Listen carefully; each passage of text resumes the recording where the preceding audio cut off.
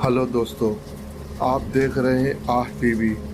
आज मैं फिर आप लोगों के लिए लेकर आया हूँ एक भूतिया कहानी जिसका नाम है हॉस्टल का भूतिया कमरा।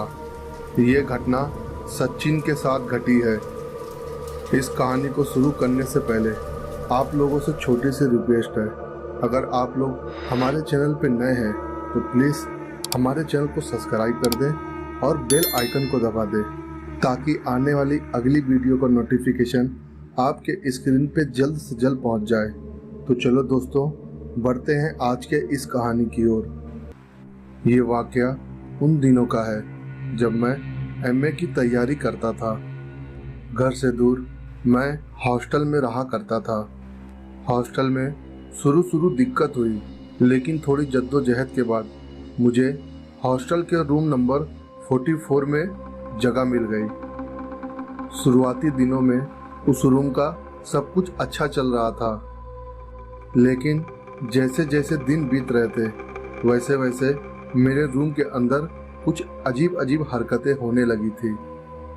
जैसे कि मेरे बुक सेल से बुक रखा हुआ अचानक जमीन पे गिर जाना, बाथरूम के अंदर अपने आप पानी चालू हो जाना और रूम के अंदर लाइट बंद चालू होना, ये सब कुछ मेरे साथ हो रहा था। ये सारी घटना मैंने अपने घर वालों को बताई, लेकिन मेरे घर वाले इस पर ज़्यादा ध्यान नहीं दिए। कुछ दिनों के बाद मैं अपने रूम में रात के समय सो रहा था। अभी मेरी आंख लगी ही थी जैसे कोई मेरा चादर खींच रहा हो। मैंने इस चीज़ पर ज़्यादा ध्यान नहीं दिया क्योंकि मैं नींद में था और अपनी चादर खींच के वापस से ओढ़ लिया। कुछ देर के बाद मुझे फिर से ऐसा लगा जैसे कोई मेरा चादर खींच रहा है। इस बार मैं गुस्से में उठा और बेड के नीचे उतर के देखने लगा कि कौन है जो मेरा चादर बार बार खींच रहा है। लेकिन मैंने जब अपने आजू बाजू देखा तो मुझे कुछ भी दिखाई नहीं दिया। फिर उसके बाद मैंने अपने बेड के नीचे देखा तो वहाँ पे भी कुछ नहीं था। बेड के नीचे किसी को ना पाकर वापस से सोने लगा। अभी मेरी आंख लगी ही थी कि मेरे कानों में आवाज गूंजने लगी।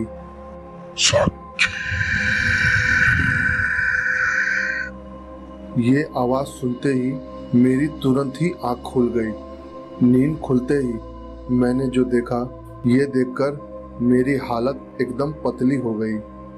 दरअसल एक साया जो मेरे सामने खड़ा था और मुझसे कमरे से बाहर निकल जाने को कह रहा था।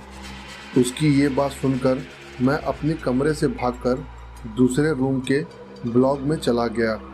पूरी रात वहीं बिताने के बाद मैंने हॉस्टल के गार्ड को सारी बात बताई। फिर उसके बाद हॉस्टल के गार्ड ने बताया कि कुछ साल पहले इस हॉस्टल में सनी नाम का एक लड़का रहता था और वो भी रूम नंबर 44 में ही रहता था। उसने पढ़ाई के ही चक्कर में अपने आप को फांसी लगा लिया था क्योंकि सनी उस साल फेल हो गया था और उसके जितने भी दोस्त थे उसकी बहुत मजाक उड़ाए और वो मजाक को बर्दाश्त नहीं कर पाया और अपने आप को फांसी लगा लिया। और तभी से उसकी आत्मा रूम नंबर 44 में भटकते रहती है। गार्ड से ये सब सुनने के बाद मैंने उसी दिन उस हॉस्टल को छोड़ दिया और वहाँ से अपने घर चला आया। तो दोस्तों, ये थी कहानी जो सचिन के साथ घटी थी। उम्मीद है ये कहानी आप लोगों को पसंद आई होगी। अगर अच्छी लगी तो प्लीज़ हमारे वीडियो को लाइक कीजिए और ज़्यादा से ज़्यादा शेयर कीजिए।